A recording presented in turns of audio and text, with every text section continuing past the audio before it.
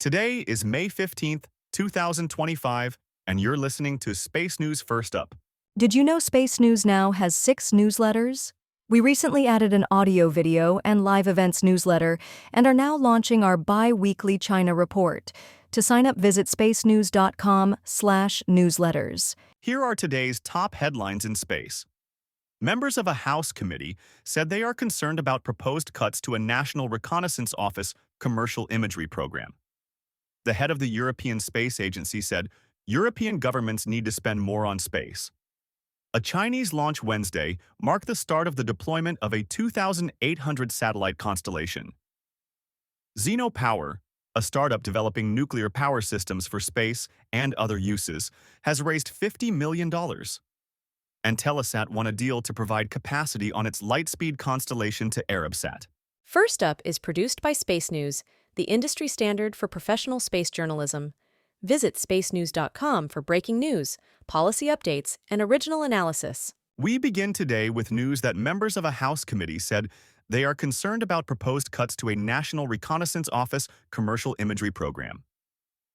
During a hearing Wednesday of the House Armed Services Committee's Strategic Forces Subcommittee, Ranking Member Representative Seth Moulton, Democrat, Massachusetts called out what he described as rumors that the NRO, under direction from the Office of Management and Budget, had been ordered to scale back funding for commercial imagery in its fiscal year 2026 budget request.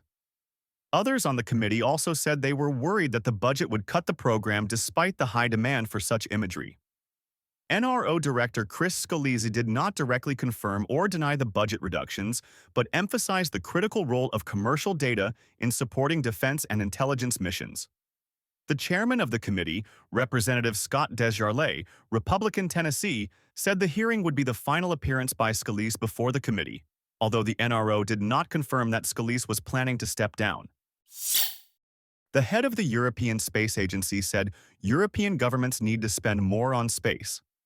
Testifying before a European Parliament committee this week, ESA Director General Josef Aschbacher noted that Europe accounts for only 10% of government spending worldwide on space, compared to 15% by China and 60% by the United States. He argued it was a miracle that Europe achieved leadership positions in areas such as Earth observation and navigation, given that level of spending, and that Europe should spend more on space to meet the need for greater autonomy and independence. He said he will seek beyond 20 billion euros, $22 billion, for ESA in the next 3 years at a ministerial conference later this year, a significant increase over the last 3-year budget. A Chinese launch. Wednesday marked the start of the deployment of a 2,800 satellite constellation. The Long March 2D launch placed 12 satellites into orbit for ADA Space, which said the satellites comprise a 3-body computing constellation for space-based computing applications.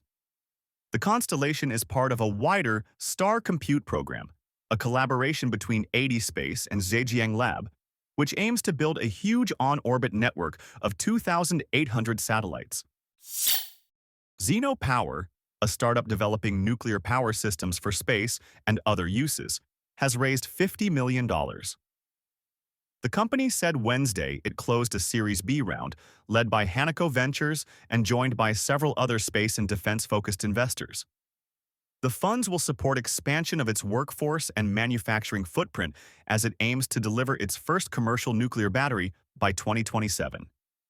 The company is developing a radioisotope power system fueled by strontium-90 for use in space as well as places on Earth, like the deep oceans, where solar power is not an option. Telesat won a deal to provide capacity on its Lightspeed constellation to Arabsat. Telesat said Wednesday it has negotiated a term sheet with Arabsat for multiple gigabits per second of capacity, but terms of the deal were not disclosed. The announcement came as Saudi regulators granted approval to SpaceX to provide Starlink services to maritime and aviation customers in the country. In other news, Florida Today reports that SpaceX launched another Falcon 9 batch of Starlink satellites. A Falcon 9 lifted off from Cape Canaveral, Florida, at 12:38 p.m. Eastern, placing 28 Starlink satellites into orbit. This was the fifth Falcon 9 launch of Starlink satellites within 5 days. NASA selected Rocket Lab to launch an astrophysics smallsat mission. NASA said Wednesday it awarded a task order to Rocket Lab to launch the Aspra mission on an Electron no sooner than the first quarter of 2026. Aspra is a 60-kilogram satellite that will observe hot gases in the vicinity of galaxies to better understand star formation. It is part of NASA's Astrophysics Pioneer program of low-cost astrophysics missions using smallsats and balloons. Kepler Communications has demonstrated optical links between a satellite and the ground. The company said it demonstrated a link between a prototype satellite in low Earth orbit and an optical ground station operated by French technology firm Caleb's. The system used standards set by the Space Development Agency for inter-satellite links. The demonstration marks another milestone in Kepler's plans to build a high-capacity relay network, following tests last year that moved terabytes of data across 2 LEO pathfinders using optical inter-satellite links. Startups with big plans in space are counting on SpaceX's Starship. Among the startups are those with visions of developing space-based solar power, a decades-old concept that has languished because of the high cost of launching the massive systems needed to collect solar power and transmit it to the ground. Space Solar, a British startup with the goal of creating an initial space solar power satellite 400 meters across by 2030, said everything it would need to assemble that system could fit on a single Starship. The launch of a private astronaut mission to the International Space Station has slipped slightly. NASA said it revised the schedule of upcoming flights to the ISS, with Axiom Space's AX-4 mission moving from May 29th to no earlier than June 9th. The agency said the delay gives more time to finalize mission plans, spacecraft readiness, and logistics. AX-4 will be followed by the next crew rotation mission, Crew 11, scheduled for late July, with a Cargo Dragon mission to follow in late August.